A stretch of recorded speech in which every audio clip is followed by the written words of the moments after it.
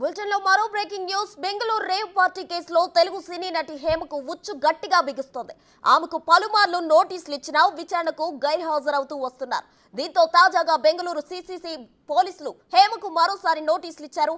June 1న విచారణకు వ్యక్తిగతంగా హాజరు కావాల్సిందేనని నోటీసుల్లో పేర్కొన్నారు.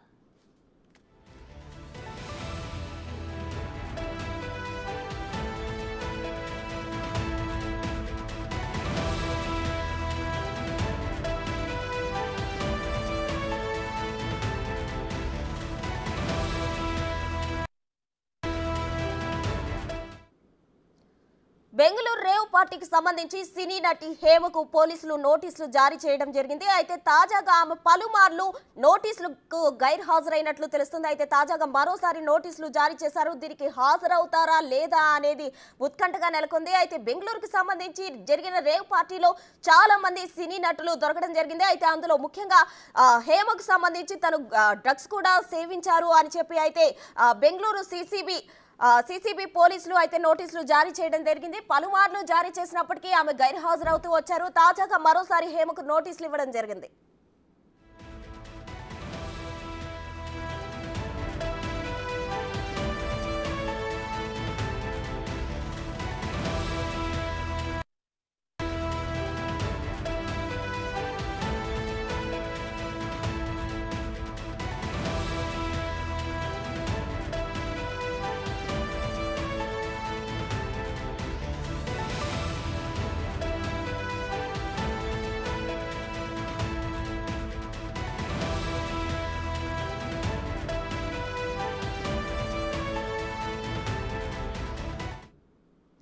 అయితే బెంగళూరు సినీ రేవ్ పార్టీకి సంబంధించి సినీ నటి హేమకు పోలీసులు నోటీసులు జారీ చేశారు. అయితే అక్కడ మద్యంగా అలాగే డ్రగ్స్ సేవించి ఉన్నారని సిసిబి పోలీసులు ఇప్పటికే 2 సార్లు నోటీసులు జారీ చేయడం జరిగింది. తాజాగా మరోసారి వ్యక్తిగతంగా హాజరు కావాలని బెంగళూరు సిసిబి పోలీసులు నోటీసులు ఇవ్వడం జరిగింది. దీనికి సంబంధించిన పూర్తి డీటెయిల్స్ మా ప్రతినిధి రానా లైవ్ లో అందిస్తారు. రానా, చెప్పండి.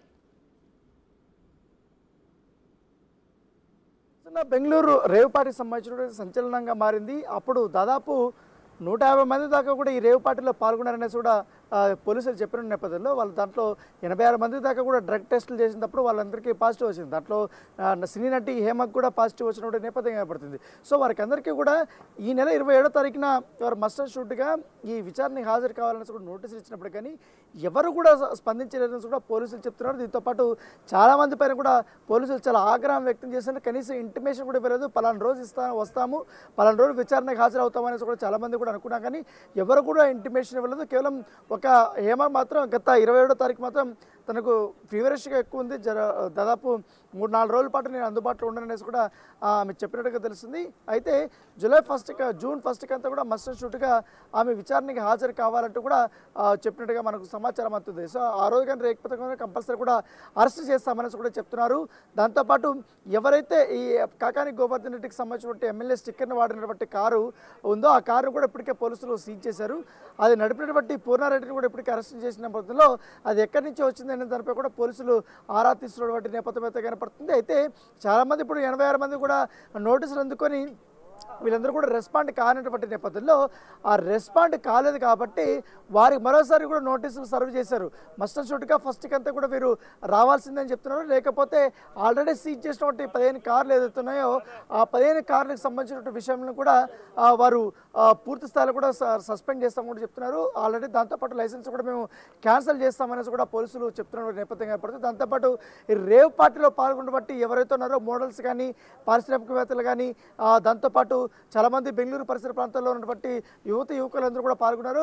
ముఖ్యంగా తెలుగు రాష్ట్రాల్లో ఉన్నటువంటి వారందరూ కూడా ఎక్కువగా ఈ పాల్గొన్నారు కాబట్టి వారికందరూ కూడా మేము నోటీసులు సర్వ్ చేశాము. దాంతోపాటు వారు కొంతమంది ఇప్పటికే విచారణ హాజరైనటువంటి నేపథ్యంలో అప్పట్లో పోలీసు దీంట్లో అప్పుడు కొన్ని డీటెయిల్స్ తీసుకున్నాము. ఆ డీటెయిల్స్ దృష్టిలో పెట్టుకొని వారికందరికీ కూడా నోటీసులు సర్వ్ చేసాము. వారు కొన్ని మొబైల్స్లో ఫోన్లు కూడా షూట్ చేశారు కాబట్టి వారి చోటు ఎవిడెన్స్ ప్రకారం కూడా కొంతమందికి మేము నోటీసులు సర్వ్ చేస్తామని కూడా పోలీసులు చెప్తున్నారు. సో ఈ కేసును కూడా చాలా సీరియస్గానే సిసిబి అధికారులు తీసుకున్నారు. ఇప్పుడు నోటీసులు సర్వ్ చేశారు కాబట్టి ఇన్ కేసు మరోసారి కానీ వారు రెస్పాండ్ కాకపోతే డైరెక్ట్ అరెస్ట్ అయితే ఉండే అవకాశాలు ఎక్కువగా కనపడుతున్నాయి. రైట్ రానా, ఇంకా హేమతో పాటు చాలా మంది సినీ నటులు కావచ్చు, ఇంకా ప్రముఖ మోడల్స్ కాబట్టి ఉన్నారు అని మీరే అంటున్నారు. మరి వాళ్ళకి కూడా నోటీసులు ఇవ్వడం జరిగింది. కొంతమంది హాజరయ్యారు, కొంతమంది గైర్ హాజరయ్యారు. గైర్ హాజరైన వాళ్ళపై చర్యలు ఎలా ఉండబోతున్నాయి? నటి హేమతో పాటు ఇదే హైదరాబాద్ చెందినటువంటి అషురాయికి కూడా నోటీసులు ఇచ్చారు. సో ఆ అమ్మాయి కూడా డ్రగ్స్కు సంబంధించినటువంటి ఆనవాళ్ళు కూడా దొరికాయి, నమూనాలు కూడా దొరికినటువంటి నేపథ్యంలో ఆమెను కూడా రమ్మన్నారు. అయితే ఆమె ఇప్పటివరకు కూడా పోలీసులకి ఎటువంటి రెస్పాండ్ అయితే ఇవ్వలేదని కూడా మనకు సమాచారం అవుతుంది. ఇట్లా హేమ మాత్రం ముందస్తుగానే లీగల్ ఒపీనియన్ తీసుకున్న తర్వాత మాత్రమే పోలీసులకి ఆమె ఒక లెటర్ పంపించింది. నేను సోన్సో ఈ రీజన్స్ వల్ల నేను రాలేకపోతున్నాను అనేసి. సో వారు దాన్ని కూడా కన్సిడర్ చేశారు. సో కన్సిడర్ చేసినప్పటికీ వాళ్ళు మరొకసారి మస్ట్ అండ్ షుడ్గా ఫస్ట్కి మీరు రావాల్సిందనేసి కూడా వారు హుకుం జారీ చేశారు. అయితే మిగతా వాళ్ళు ఈ విజయవాడకి సంబంధించిన వారు కానీ అలాగే ఇటు చిత్తూరు జిల్లాకు సంబంధించినటువంటి ఆనవాళ్ళు ఎక్కువ దొరికాయి కాబట్టి వారందరూ క్రికెట్ బొక్కీలు కాబట్టి దాంతో ఇప్పుడు వాసుకు సంబంధించినటువంటి ఫ్రెండ్స్ వాళ్ళందరూ కూడా అరెస్ట్ అయ్యారు. ముగ్గురు డ్రగ్ పెడ్లర్స్ కూడా అరెస్ట్ అయినటువంటి నేపథ్యంలో వారు ఇచ్చిన ఇన్ఫర్మేషన్ ప్రకారం ఈ పార్టీలోకి హాజరైనటువంటి ఎవరైతే మోడల్స్ ఉన్నారో వాళ్ళు కూడా పంపించారు. వాళ్ళందరూ కూడా ఫస్ట్కి మేము విచారణకి హాజరవుతామనేసి కూడా చెప్తున్నారు. అయితే వీళ్ళందరూ కూడా ఈ లీగల్ టీమ్స్తోనే ఎక్కువగా చర్చలు జరుపుతున్నట్టుగా మన సమాచారం. ఈ కేసు నుండి ఎట్లా తప్పించుకోవచ్చు, వారు క్వశ్చన్స్ అడిగితే మేము ఎట్లా సమాధానం చెప్పాలి, దీంట్లో సాధ్యాలు ఏంటి అనే దానిపై కూడా ఆ రకంగా వాళ్ళు నిమగ్నమైనట్టుగా మన సమాచారం. అందుకే ఆ పోలీసులకు రెస్పాండ్ కాలేదు. సో మరొకసారి వారు నోటీసులు పంపించారు కాబట్టి ఈ 1వ తారీఖు ఎంతమంది ఈ నోటీసులు అందుకున్నటువంటి వారు విచారణకు హాజరవుతారనేది కూడా ఒక ఆసక్తికరమైనటువంటి పరిణామం. ఒకవేళ కానీ అలా కానీ జరగకపోతే ఇక్కడ హైదరాబాద్కు సంబంధించిన లోకల్ పోలీసుల సహాయంతో అలాగే సీసీపీ సంబంధించిన అధికారులు కూడా హైదరాబాద్కు వస్తారు. హైదరాబాద్కి వచ్చిన తర్వాత వారిని ఇక్కడి నుంచి అదుపులోకి తీసుకెళ్లే అవకాశం ఉంది. దాంతోపాటు పెద్ద ఎత్తున హైదరాబాద్ సంబంధించిన యువకులు డ్రగ్ పార్టీలో పాల్గొన్నారు కాబట్టి రేవ్ పార్టీలో పాల్గొన్నారు. అక్కడ జరిగినటువంటి దీనిపైన కూడా ఇక్కడ నార్కోటిక్ డిపార్ట్మెంట్ కూడా ఆరా తీసుకున్నట్టుగా సమాచారంతో వారి నుండి పూర్తి డీటెయిల్స్ కూడా తీసుకున్నట్టుగా మన సమాచారం. ఎవరెవరు ఇన్వాల్వ్మెంట్ అవుతుందనేది కూడా ఒక ప్రాథమికంగా వారిని క్వశ్చన్ చేసినట్టుగా మనకు సమాచారం అవుతుంది. ఆ డీటెయిల్స్ తీసుకున్నారు. ఒకవేళ సీసీపీ అయిపోయిన తర్వాత కూడా ఇక్కడ వీరిని విచారణకు పిలిపించే అవకాశాలు ఉన్నట్టుగా మనకు సమాచారం అవుతుంది. రానా, అయితే హేమ డ్రగ్స్ తీసుకోలేదు అని కావచ్చు, ఇంకా అసలు రేవ్ పార్టీకే వెళ్ళలేదు అని చాలా అయితే డ్రామా క్రియేట్ చేసిన పరిస్థితి. అయితే పోలీసులు దాన్ని ప్రూఫ్తో సహా బయట పెట్టారు. అయితే హేమ మాత్రం లీగల్గా నేను ప్రొసీడ్ అవుతాను అని స్టేట్మెంట్ ఇవ్వడం జరిగింది. అయితే దానికి సంబంధించి ఏమైనా అప్డేట్ ఉందా?